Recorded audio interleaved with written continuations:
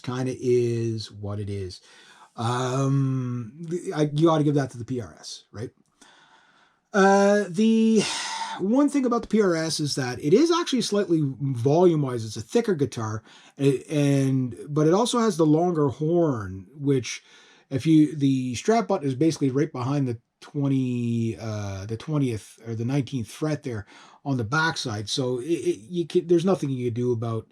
I've seen people try to put like a strap peg on one of the horns on the SG. It looks horrible when you do that, and you could damage the guitar, so I wouldn't do it. You just got to kind of live with that. But that said, better design.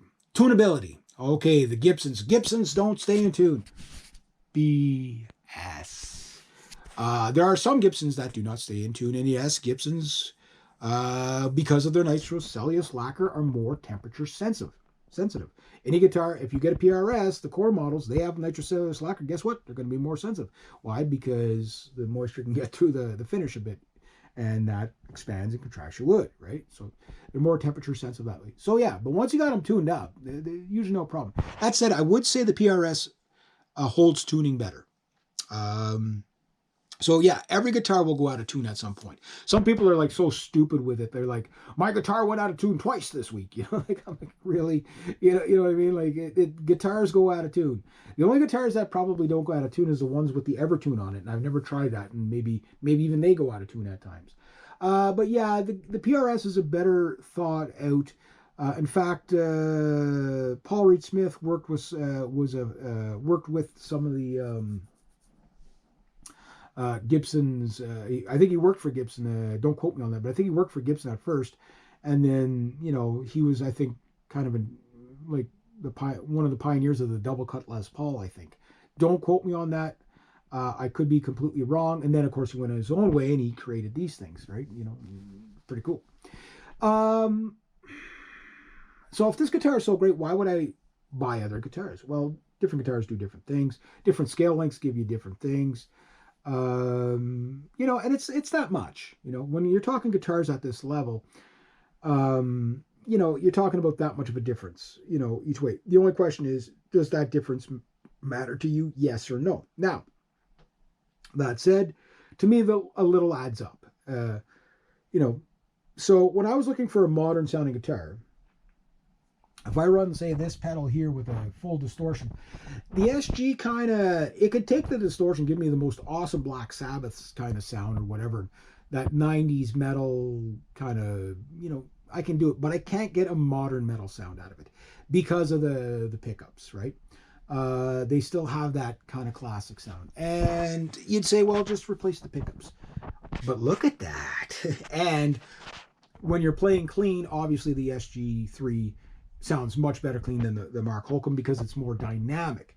That said, if you're going to be using a lot of effects, those pickups are better because they're clearer. They're not as dynamic, but you could always kind of EQ some of that in. So you can get a better tonal clarity using like chorus and flange and what have you, with a 4-pole pickup versus single-pole pickups where all the wires are pulled together. But you get more tone dynamics. So if you're more of a straight through the amp player, like say my Hot Rod Deluxe there, that's the better guitar through the Hot Rod Deluxe. But if I'm using like high compression and all kinds of effects, that's the better guitar. So that's something, something to think about. Like where do you want to go with your playing? If you're never going to be into effects, then, you don't really have to worry about that so much. Or if you're using such light effects, But when you want to go to like blistering gain, that's where the Mark Holcomb guitar really shines, is that you can, you cannot put too much gain on that guitar. You will still have riff clarity and note clarity and whatever. Both guitars are dark sounding, they're mahogany, so you would get that. And maybe even this one's slightly darker sounding with the ebony fingerboard.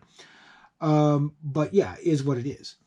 Price. Oh, okay, the Gibsons are astronomically expensive. Well, in today's day and age, I would agree with you. But that was a $1,560 guitar brand new. This one was $1,300. Not that much of a difference in price. And that's before taxes, of course, both guitars. Canadian. In the States, that'd be like $12. That'd be like $8 or something like that. Both guitars have bound necks. You could feel the binding on the Gibson a little bit more than on the Holcomb guitar. The Holcomb guitar, you don't feel it because the binding was sanded after it was put on the guitar. So that neck, again, is probably one of the best necks in the world that I've ever played. Any guitar I've ever played in my 50 years of existence. That is a bold statement, but if you go to the store and you see one of these, try it, you'll see what I mean. You're just going to, just as soon as you pick it up, you're going to just hang on to it because that neck is smooth, i.e. slippy. I mean, that thing doesn't stick. Like even a natural finished neck is nowhere near like that's a league of its own. That guitar will really spoil you, and it's sort of becoming my favorite guitar. Now this guitar is intonated for standard tuning, just to let you know. I got 10 to 42s on there, whatever.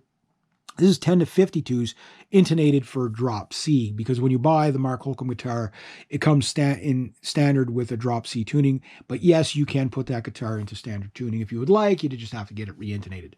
So if you're going to buy the guitar and you don't want to be in the drop C, which sounds really cool, by the way, I recommend that you let their luthier know before you buy it. Say, hey, can you do the adjustment on that for me to standard tuning, just so You could probably tune it up maybe about a half step low, with no problems. But your intonation is going to go out if you're not intonated for the tuning you're in. That's any guitar. That's not a brand thing or whatever. Adjustment. Well, here's where we get kind of weird, where you kind of have less adjustment on the Gibson in some ways. Like for the bridge, because you can only basically go back and forth with it. You can go up and down, but each individual saddle cannot go up and down. You can on that. So you got a little more adjustment on that. However, you can set the tension across the bridge very easily with the Gibson with the stop piece. A lot of people don't realize that thing is actually not just to be, screwed all the way down. If you do, you're going to be popping strings off left or right and center. And if you put it level with the top of the bridge, you're going to have so much buzzing. There's a sweet spot where you get just enough tension on the guitar, all strings evenly, and it's a part of your setup, right? It took me a while to find the exact sweet spot for it. But once you do, you end up with the best playing guitar in the world that stays in tune. And I think a lot of the Gibsons that don't stay in tune, that's probably their problem. They're not adjusted right. But people don't know that, you know what I mean? They don't know that. You got a lot of tension on there, and you'll have a lot of string tension on there, and you'll be popping the E string or the G string off the guitar all the time. You'll be going, what the hell's going on? You probably have too much tension on there.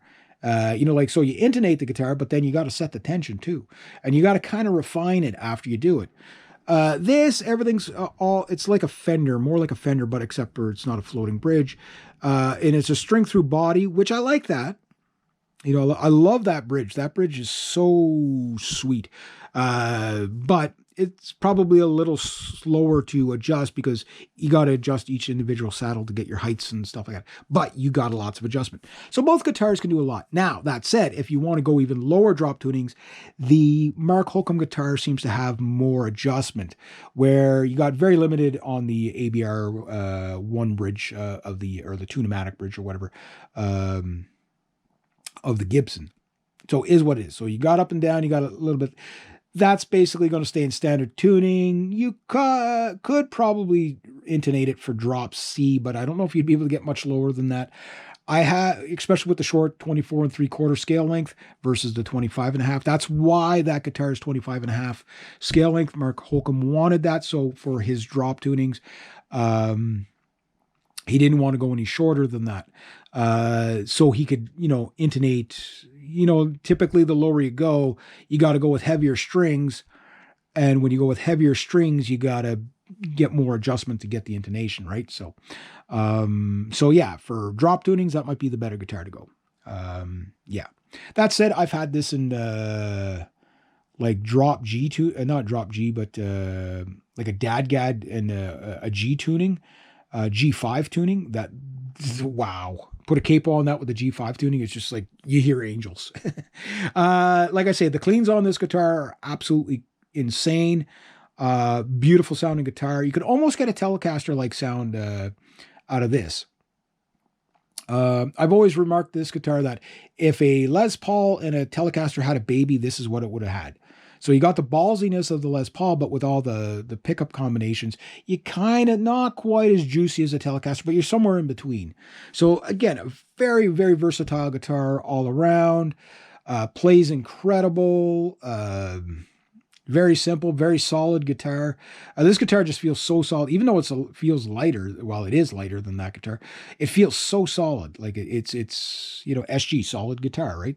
Lives up to its names. Where this, it feels really, really well built. I mean, time will tell. 17 years down the road, is that guitar going to hold up as well as that? Now, this guitar, it is in need of some rewiring. I'm starting to get some buzzing, and that happens. I mean, 17 years, right? And a lot of playing time on this guitar.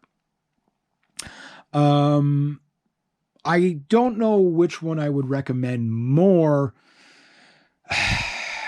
because the thing is the question is more, what do you want to do? If you want modern sounds, like I say, like a modern sounding guitar with a kind of like a Telecaster edge to it, that guitar. If you want just kind of like a classic, straightforward kind of guitar. And when I say classic, I'm not saying Buddy Holly. I'm talking like you're going to get like Tony Iommi sounds out of this. You're going to get Zakk Wylde sounds out. Like this guitar is pretty much got the same sustain as a Les Paul. Like, I mean, I've played enough Les Pauls over my lifetime to say that this is pretty damn close. Les Paul, a little bit more beefier because of the extra, girth of the body and stuff like that, a little more sustained. But that said, that'll give any Les Paul a run for its money. It really will. It's the SG, like I say, it's the best Les Paul that was never a Les Paul. And again, the playability of each guitar.